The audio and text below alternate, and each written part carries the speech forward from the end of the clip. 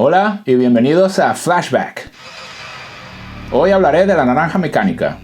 el clásico de Stanley Kubrick dirigido en 1971, protagonizado por Malcolm McDowell.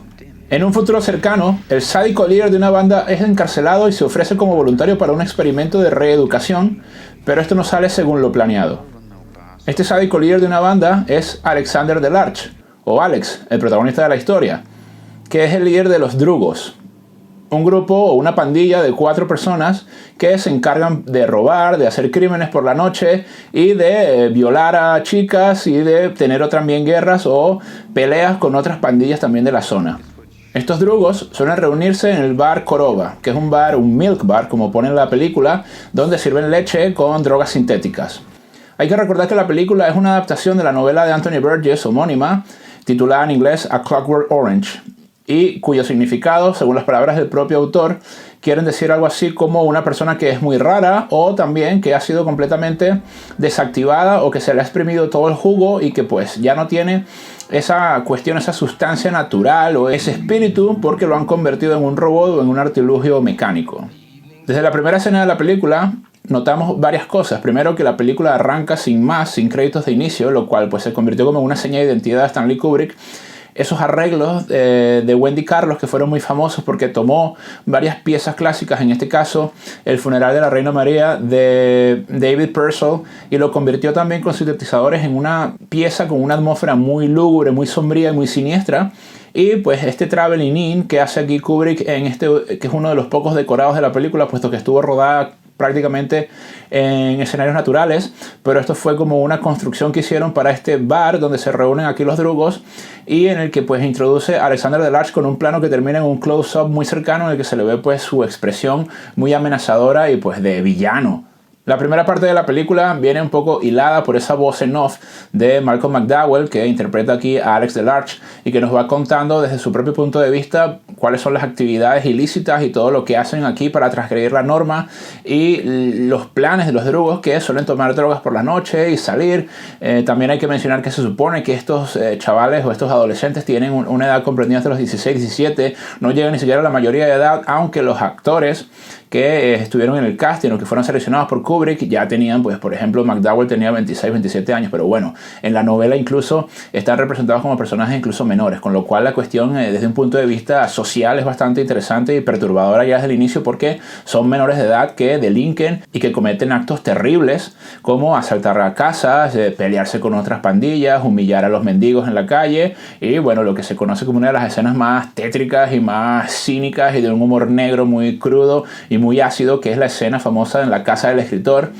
en la que violan a su mujer, que es la escena donde Alexander Delarge hace esta performance cantando Singing in the Rain, la famosa canción de Gene Kelly de la película de Cantando bajo la lluvia, y por la que, bueno, Malcolm McDowell también se creó como una fama también muy oscura y que se ganó también muchos enemigos, entre ellos el propio Gene Kelly, por haber utilizado esta canción que en un inicio estaba pensada como para pues transmitir amor, alegría, amistad, unos sentimientos todos positivos, y los reproduce aquí en una escena en la que los drugos pues están prácticamente destruyendo la vida del escritor y su mujer. A partir de esto y por la misma autoridad de Alexander Delarge que se cuestiona durante el comienzo de la película, esta primera parte de la película, los primeros 20 minutos que son como muy vertiginosos, con un montaje muy dinámico, el montaje de la película en general es bastante interesante, cómo está abordado, muy visionario para la época, también el trabajo de dirección de fotografía, y la película es muy revolucionaria también en términos de sonido, con la tecnología que se utilizó para mezclar la película final, la banda sonora. A medida que avanza la primera parte notamos que los drugos se rebelan en contra de Alex Delarge y le tienden una trampa, y por esto pues resulta que comete un crimen de manera algo fortuita y accidental en la casa de la mujer de los gatos y es arrestado y enviado a una prisión. Aquí tiene que cumplir una condena, pero a medida que está ahí recluido en la prisión descubre que hay una alternativa que es el tratamiento Ludovico, para la que se están postulando diferentes personas como conejillos de indias de este proyecto para reformar y reeducar a los criminales. Y sirviendo para este propósito, pues vería su pena bastante reducida y podría pues salir en libertad al cabo de un tiempo. Pero primero tiene que pasar por este tratamiento, que es un tratamiento verdaderamente horrible y es una tortura moderna en la que están proyectándole imágenes de ultraviolencia, que es también una de las cosas por las que se conoce esta película y por lo cual es legendaria, por acuñar ese término, ¿no?, de la ultraviolencia y cómo lo muestran en la pantalla. Y este tratamiento pues es prácticamente atarle a él a una silla completamente inmovilizado y arrojándole también como estas gotas ahí de colirio, pero que son también como una droga para que las imágenes que entran en su retina pues sean como una cosa que se le quede impresa ahí, le perfore y prácticamente se quemen ahí a fuego en su cerebro para que estas imágenes le generen a él un rechazo y sea completamente incapaz y le imposibiliten para generar o para crear violencia, sino que justamente lo que pasa que vemos más adelante es que la violencia se convierte en algo que él rechaza instintivamente. Esto es un poco la idea del tratamiento, pero bueno, es una cosa bastante terrible porque es esa idea de la castración también desde algún punto de vista a través del ojo también, que es un tema muy importante en esta película. Recordemos también que los pósteres y toda la parte de la imagen, cómo se publicitó la película y lo que la gente veía de las imágenes de la película, el ojo es un tema muy importante, un símbolo muy importante. En el uniforme también, que es una de las cosas características de Alexander Delarge, que va como todo de blanco, con una cuestión que le protege aquí los testículos, que es algo que usaban en el cricket, que esto lo aportó Malcolm McDowell.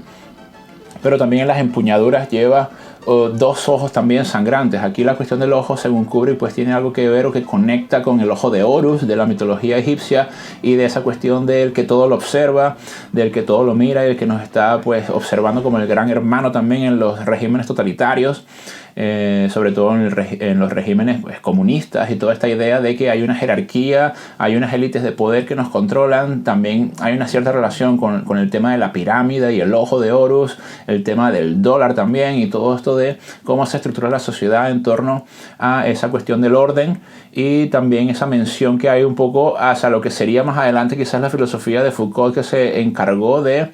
dilucidar y de desarrollar y de interpretar un poco qué es lo que había pasado con esta manera en que las sociedades modernas habían entendido cómo era la mejor forma de vigilar y de castigar a los seres que no se encajaban o que no encajaban dentro de toda la sociedad y que pues estaban en los márgenes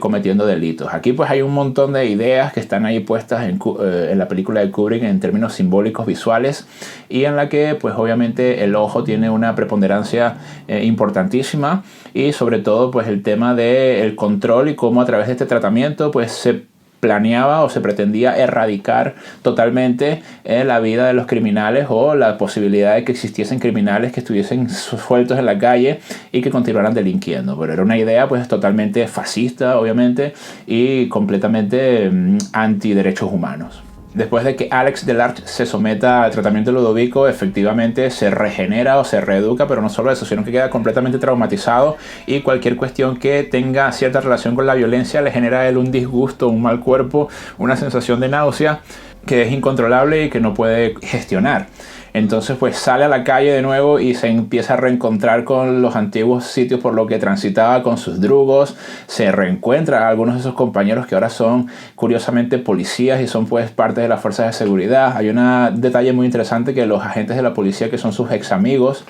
llevan en sus números aquí en las hombreras el 665 y el 667, lo cual deja como ese espacio del número del diablo, el número diabólico para Alexander Delarge, ¿no?, que sería el 666, pero que no está formando parte de ellos porque ya es una persona diferente que ha pasado por una transformación terrible en contra de su voluntad y por la que ya está completamente inhabilitado para cometer actos delictivos. Entonces aquí trata de volver a casa, pero su familia también le rechaza. Entonces aquí también hay como esa idea de lo desfamiliarizado de Freud, de lo Heimlich aquí, que se presenta como algo siniestro, porque bueno, Alex Delarge, después de todo lo que hemos visto en la primera parte, donde se sentía amo y señor del espacio, del contexto, vivía con sus padres, pero prácticamente él era el que mandaba en esa casa y tenía plenas libertades, no iba a la escuela, hacía lo que le daba la gana, tenía pues relaciones sexuales con chicas que conocía en tiendas de discos, como si fuese algo completamente natural. no tenía límites ni tenía miedos, pero ahora cuando vuelve aquí en esta segunda parte de la película es todo como sombrío, lúgubre, enrarecido, y eso es un poco lo que recuerda ese concepto de lo unheimlich que desarrolló Freud también a partir de la literatura de Hoffmann, que es una literatura alemana romántica muy interesante, en la que se cuenta pues esta idea de volver otra vez a pasar por esos sitios que formaron parte de nuestra vida pero que aparecen de una manera como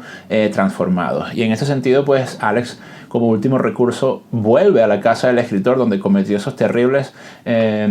actos, y el escritor, que es muy curioso porque también afuera de la casa se puede leer que hay un título, ¿no? O hay una cuestión que anuncia la casa como home, ¿no? Como la casa literalmente. Y aquí pues Alex Delarge vuelve, el escritor lo adopta, como lo rescata, y aquí pues pasa como la última parte de la película también, que es muy curiosa porque aquí entra también en juego todo el tema de la música, además de Singing in the Rain, todo el tema también de lo que pasó en el tratamiento de Ludovico y cómo la música de Beethoven, en particular la novena sinfonía, que obviamente también tiene todas esas connotaciones del himno de la alegría, como era justamente de donde viene esta pieza, que es un poema de Friedrich Schiller, y entonces pues aquí la cuestión también tiene como una connotación que le hace a Alex Delarge tener pensamientos pues insoportables, porque uno de los métodos de castigo es coger esta pieza que le gusta a él, o que en el comienzo de la película hemos visto que se siente identificado con la fuerza que tiene Beethoven como compositor, como músico, y todo lo que está ahí detrás de la novena sinfonía, pero que ahora le parece algo completamente terrible e insoportable porque lo asocia también con todas esas imágenes que vio de ultraviolencia, del nazismo, de violaciones, de asesinatos, y eso le genera esa náusea que le hace también en última instancia intentar suicidarse. Entonces pues aquí la película ahí Kubrick ha dado una cátedra en la utilización del leitmotiv, que es un recurso cinematográfico, y pues prácticamente ha dado como dos versiones de la misma obra y cómo la obra puede ser interpretada desde diferentes ángulos y cómo también eso afecta a la experiencia cinematográfica desde un punto de vista que quizás no se había trabajado hasta ese nivel o en esa profundidad. Recuerdo quizás un poco la película de M de Fritz Lang, donde también el leitmotiv es algo muy importante y esto se utilizó pues en los años 30, pero aquí Kubrick lo lleva a otro nivel obviamente, y es una parte muy importante de la película, muy integral, y por lo que se recuerda muchísimo es la utilización de las piezas musicales, sobre todo la novena sinfonía, pero también en la película aparecen muchas, como la del inicio, también aparece Rossini.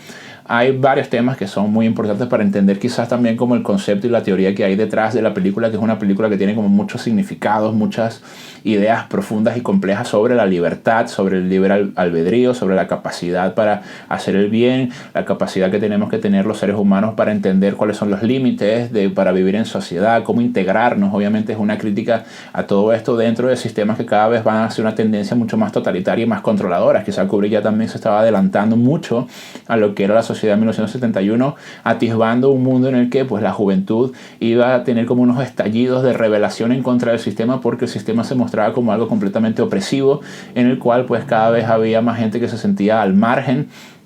de la vida y que pues no encontraban otra actividad fructífera más allá de destruirlo todo, ¿no? También hay como una cuestión nihilista muy propia de finales del siglo XX también, que anuncia quizás como el inicio de la posmodernidad en muchos sentidos. Entonces aquí Kubrick creo que fue muy visionario con esta película, que fue muy